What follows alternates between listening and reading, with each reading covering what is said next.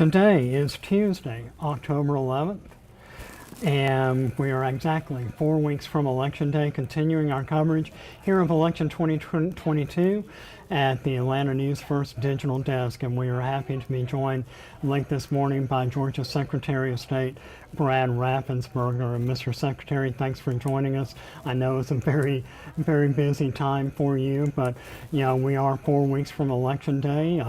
Today, October 11th, is the last day to register to vote in Georgia's historic 2022 midterms, coming up just 4 weeks from today. Early voting begins next Monday. Tell us a little bit about what your office is doing as you're preparing for what has already become and what will certainly continue to be a nationally watched Georgia midterm election. We internally are prepared for large voter turnout, and we prepared the counties to expect large voter turnout also. If you look back in the May primary, we had 1,850,000 people show up to vote. That is about 800,000 more than we've ever had before. Right now we have record registrations. We have 6.9 million of those are active voters. We've already seen 190,000 people vote absentee. With the Election Integrity Act, we moved to the Minnesota way of model, we call it. So we have photo ID for all forms of voting now. We have photo ID for absentee voting. They've been using that in Minnesota now for over 10 years. I think by enhancing what people feel is the security of the system, you're seeing it's strongly supported and elevated confidence. And so we already had 190,000 people request that. And so we're just expecting strong turnout. Like you said, next Monday's early voting. We have 17 days early voting. That is now 7 days more than President Biden's home state of Delaware. And so we expect strong turnout, particularly on that second Saturday that we've added. People are working Monday to Friday, and it's a great opportunity to come out and vote on those Saturdays. Explain to us the process of absentee voting. From what I understand, counties began receiving absentee applications yesterday, Monday the 10th. Tell us really what the entire process of absentee voting entails. Yeah, counties have been receiving applications for not just yesterday, but for several weeks. When voters received their absentee ballot applications, they were mailing them back in. Now the counties are going to be mailing out. Starting today, they're mailing you the ballots. So now the ballots are going back out to the voters. So that process is going on. So that first tranche of ballots will be going out to the voters. If you get your ballot and you're voting absentee, I just encourage you to take a look at your all your choices, your selections, and get that back to the counties. And so that's really important. And so we're just seeing, like I said, we've already had 190,000 applications. As far as early voting goes, early voting begins Monday, October 17th. You talked a little bit about the Saturday voting process. Does the early voting and the absentee voting, did that really become very prevalent during the pandemic years? Or is this something that has been just slowly been implemented over the past several years? Well, actually, what we saw back in the May 2022 primary is that the level of absentee voting went down to its historical average of 5 to 6%. People were in that post-pandemic environment. And so we're really seeing people going back to their preferred form of voting, which is in person. And the most strongly accepted or widely used form of in-person voting is actually, those 17 days of early voting that we have. And so more people are voting, early than they are with any other form of voting. And then there's obviously election day voting. But during early voting, you can vote anywhere in your county that has, precincts for early voting. So it's very flexible. There's been a lot of political discussion over mail-in voting. Is there any difference between absentee voting and mail-in voting, or are they both basically the same thing? There's actually a distinct difference.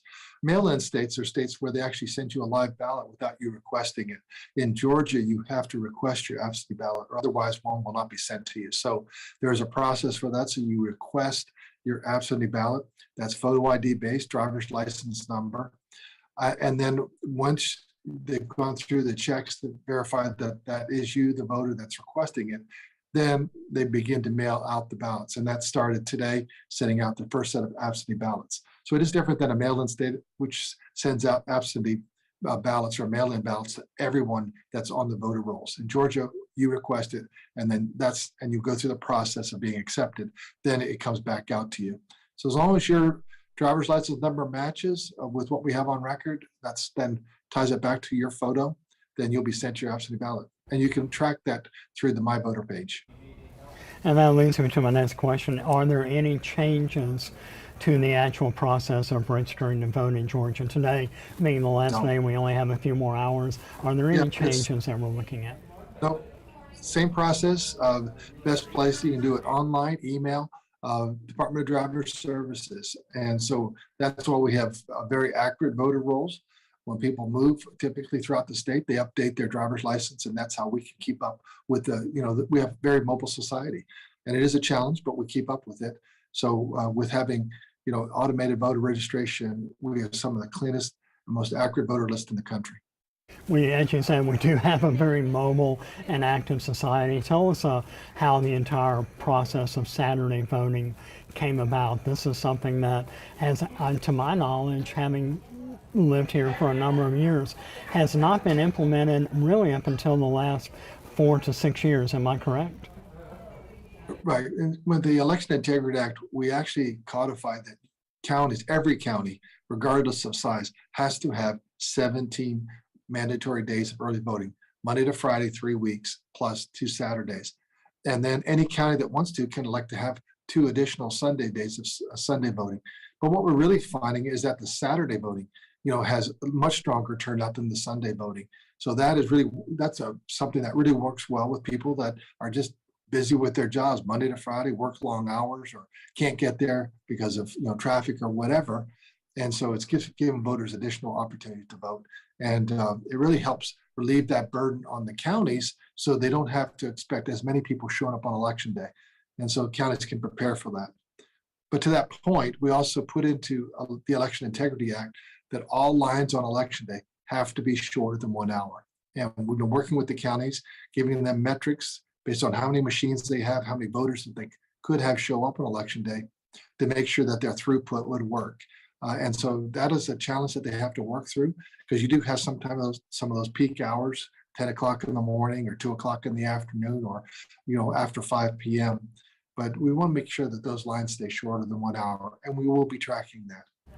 As far as the long lines go, there has also been some political discussion among differing parties and viewpoints that Georgia doesn't allow water to be handed out during the election lines or lines outside the polls. Tell us a little bit about the Election Integrity Act and what it does allow and what it prohibits. Well, like many other states, we've always had it. There's no politicking, no electioneering within 150-foot zone. In the 2020 runoff, what we had is campaigns wearing their T-shirts that you knew who they were affiliated with, coming inside that 150-foot zone, basically politicking, trying to touch the voters one last time to get their, pitch in. And so what we said is there's no water, no food, no electioneering within that 150-foot zone. And when we modeled that, we modeled it right after existing state law in New York State. And so who could be against that? And so what we wanted to make sure there's no politicking, no electioneering. But we then also went another step and said lines have to be shorter than an hour. And we think that also improves voter experience.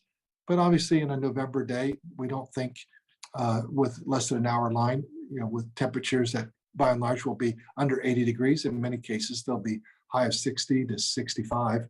We don't see that as an issue, but outside of 150 feet, you can, hand people water. We're just saying within that 150-foot zone, leave voters alone, let them make their own free will choices.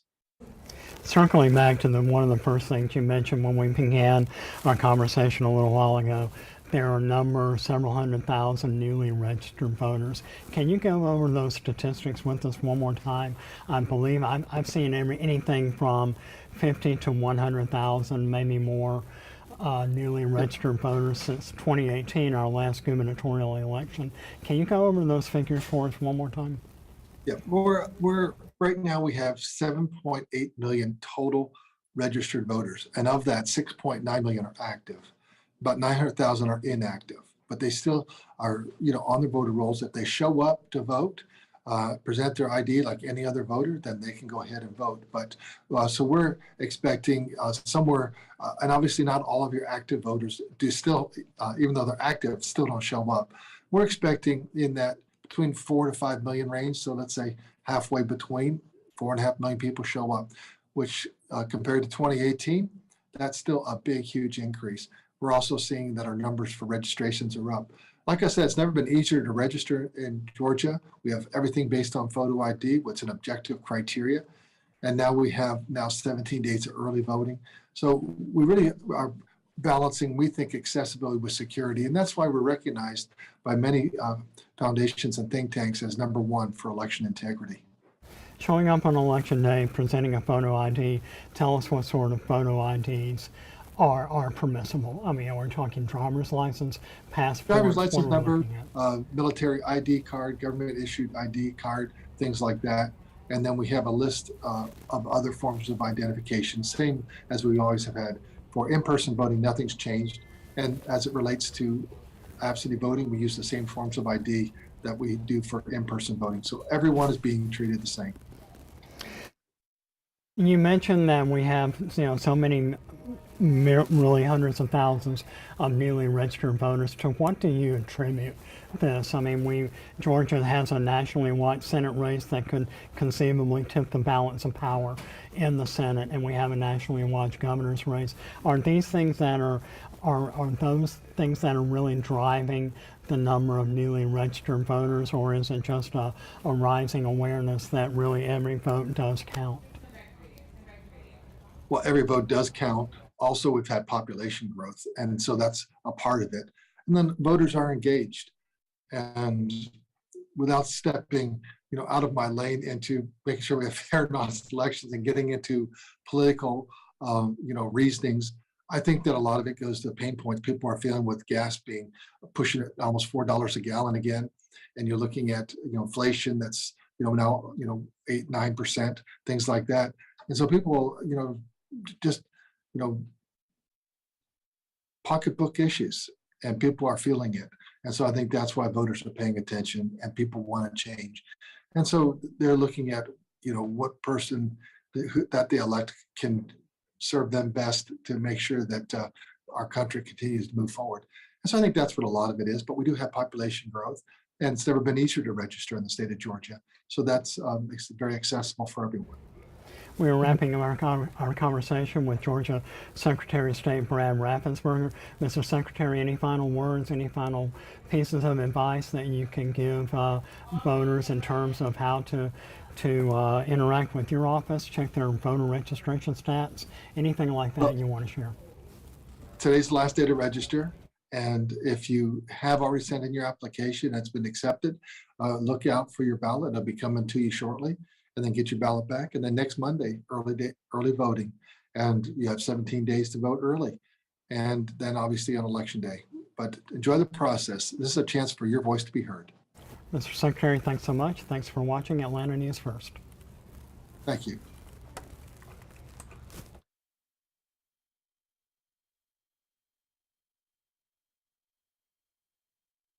All right, thank you.